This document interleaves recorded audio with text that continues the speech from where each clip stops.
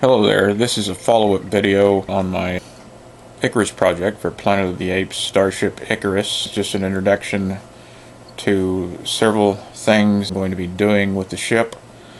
I plan to add a few things in addition to what's included in the kit. It will probably not take too much extra time. This introduction is probably months before, or maybe at least a month before I actually start doing the project. And so I'm going to show you various things I'm going to be doing. I'm going to show you how I'm going to paint the model and assemble it. I want to put a hibernation chamber in, and I'm going to have to get some polystyrene parts because I don't have any resin parts to do that, because they didn't come with hibernation chambers fitted. It just came with an area where the hibernation chamber was, with kind of a bottom base, and I had to look at quick shots in the movie. It won't be at the exact angle that the bunks are, but it will be pretty close. I'm also going to make some pilots I found here that I got from another airplane that broke when I moved to this new house, and I've stripped the paint off of this one. There's also another one, and I'll use them for in the sitting positions for Taylor and maybe Landon or Stewart or Dodge.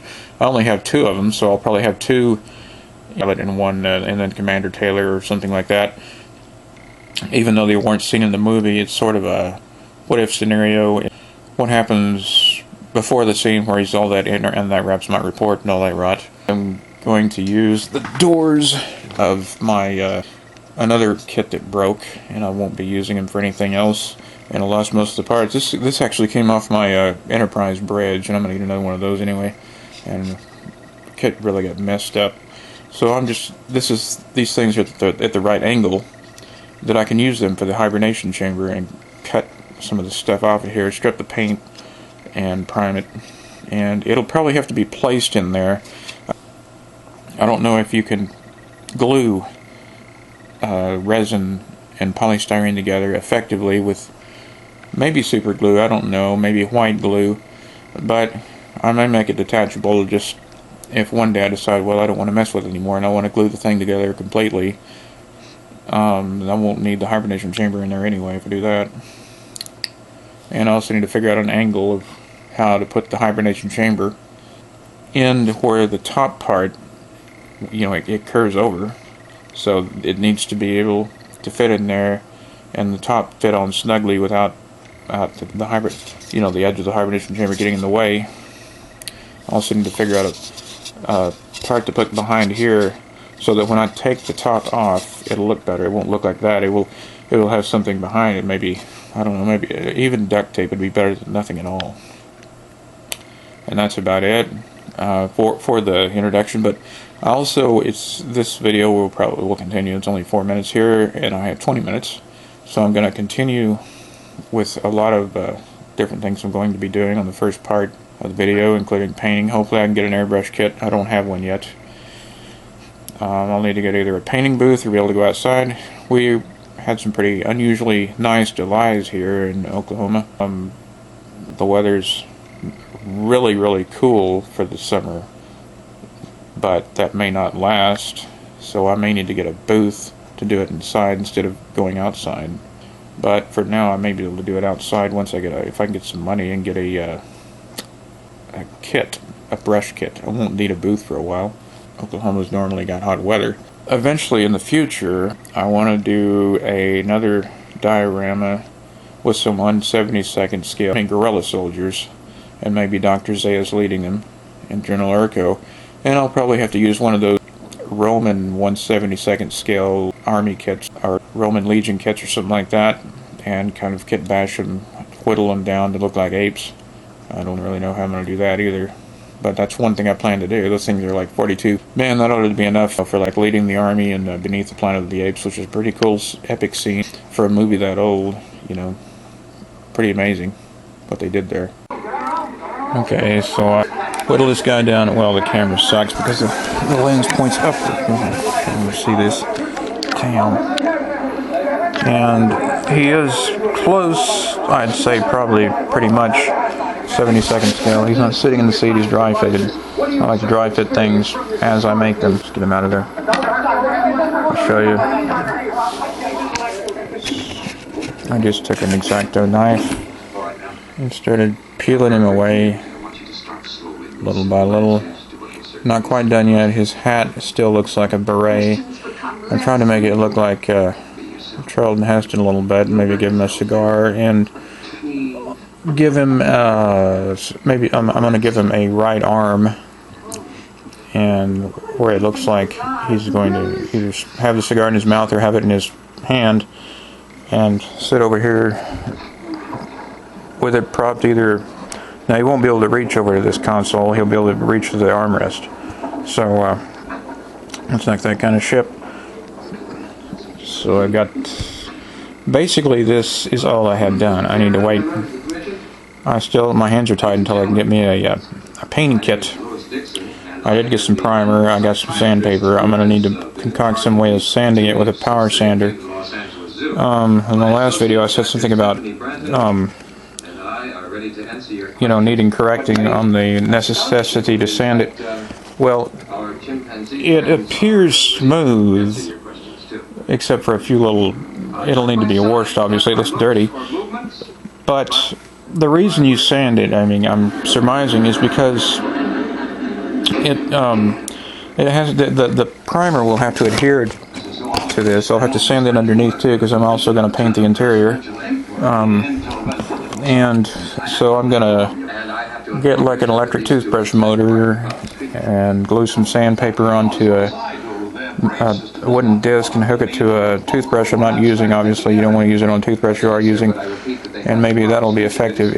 It's an oscillating motor, it goes back and forth, and that might be effective. It's sanding some of these little irregularities, oil marks off of there. And of course I'm going to wash it before and after I sand it. I'm not going to sand where there's detail, like this crack right here, or this bit where the rear metal plate comes to the metal section, metal plate. Well, you want to avoid marring that detail, obviously. And the only place there really needs to be any really hard sanding, the only place there's any flash here is the nose, which I'm not going to sand. I'm going to cut it off with an X-Acto knife, probably, if I can cut this hard plastic. I wished I had a light that was better than this. And right here, there's a little bit that needs to be, and I'm not going to sand it, I'm going to cut it. And then sand that after I've cut it with an X-Acto knife, this X-Acto knife actually. Now you'll notice when I'm in here, I'm going to point out the hibernation chambers aren't there, just the base for them. I'll need to find some plastic or some polystyrene that maybe, hopefully, will fit on there. I'm using a light on my head, like a miner's lamp. I can't really, the camera keeps, unfortunately the lens is mounted where it points upward. So for the hibernation unit, there's two levels on each one. There's two bunks, obviously, so you would want to scale that. And obviously, they're a lot longer than a man would be, a 6-foot man. They're probably, it's quite a bit different looking, and I'm going to have to look at some shots in the movie to see how big to make the chambers and the actual bed chambers in there. Each one of them, there's 4 of them. I also have another pilot that sits down in the seating position I can use as an optional second character to be in the ship, or the flight deck seat, before Charlton Heston does that dialogue, that monologue of his, which wouldn't be in the movie, and I can't decide whether to make it.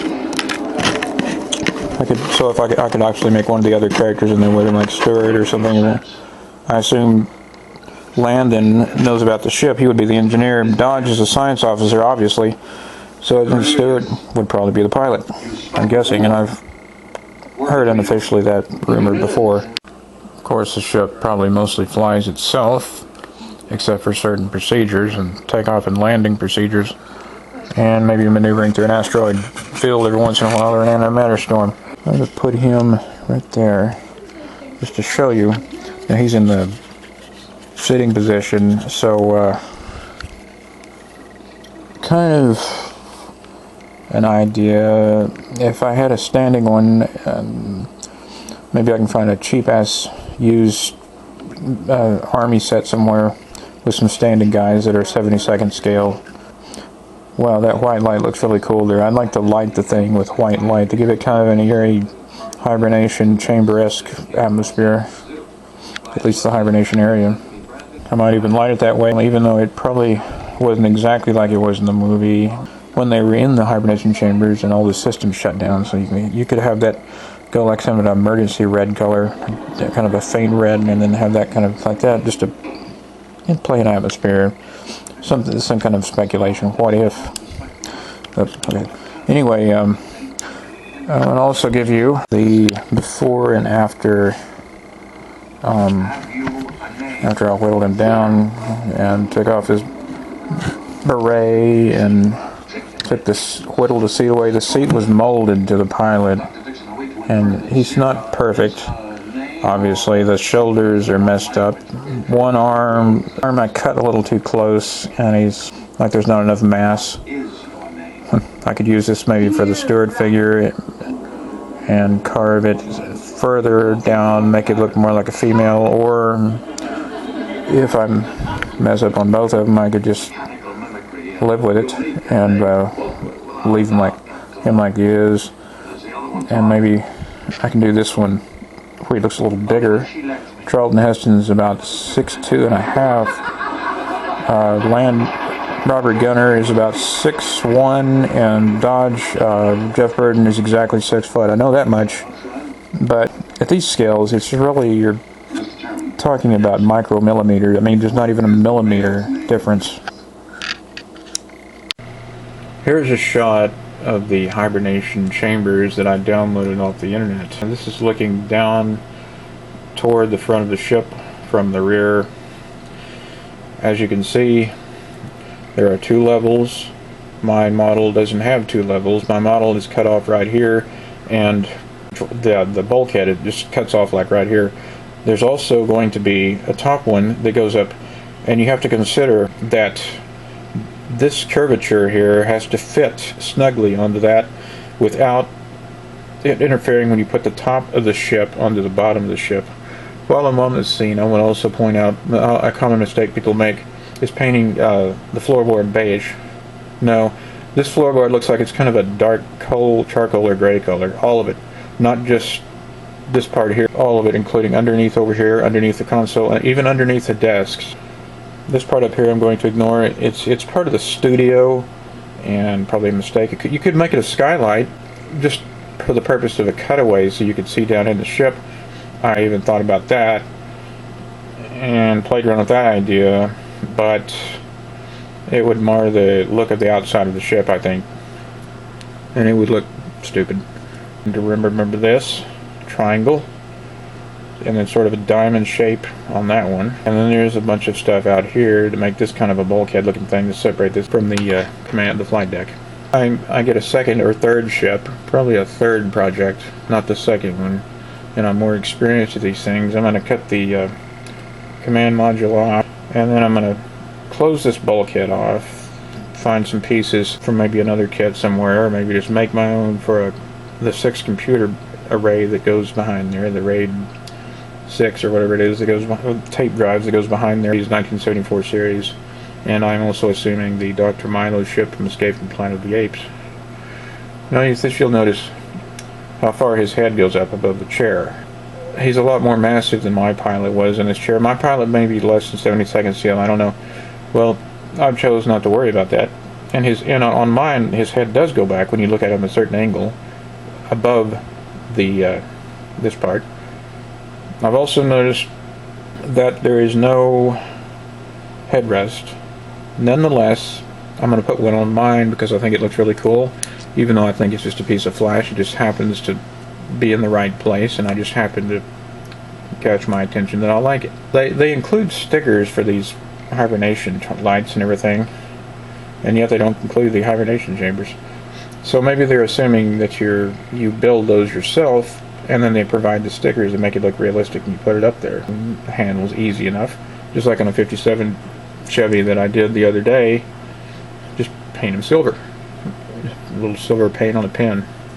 I'm not going to go all out and be obsessive with the detail. For instance, this desk here and all this crap under here is unimportant, and I really don't think, by an artist standpoint, it has any value whatsoever in the building of the model and display. The purpose of this is more of an artist standpoint, not just to be perfectly realistic or play exactly what was in the movie or anything like that, because it's already been shown anyway, right? Just like you don't see the back of the ship in the movie, but you do see the back of the ship in John Rucker's ship design. So a lot of this is going to be in the what if area as well. We have this picture of the 4 astronauts intact before Stewart's accident, before all this other crap that happened to the other 2 of them, and the only one that survived, of course, was Taylor. Okay, you'll notice that the guys are tall even for men, especially Charlton Heston. He's the tallest one of the bunch. He's about 6'2.5", 6'2 3/4", something like that. And Stewart looks like she's about average height even for a woman. She's not particularly tall even for a woman. She's not particularly short, but she's not particularly tall. She's average height. So here she's probably about 5'5". My mother's about 5'7". Anyway, this is just, I'm just putting this up here if you want to build figures, to point out how important it is to scale things just right, even at a small scale like 72. These guys are probably going to be about the same size in that scale. There would be it wouldn't matter what Army figure you use to make them with, or Air Force figure, or whatever it is you want to make them look like. Probably Air Force, those fatigues will be a lot easier to simulate if you didn't have to whittle them down quite so much, and they didn't have berets and all this other crap. Stewart's quite a bit shorter, so what I would do with her is I would cut most of her torso off, leaving some, shape it down. Females are more interesting to look at by an artist standpoint, as well as the obvious stuff. So I might even put her in a standing position.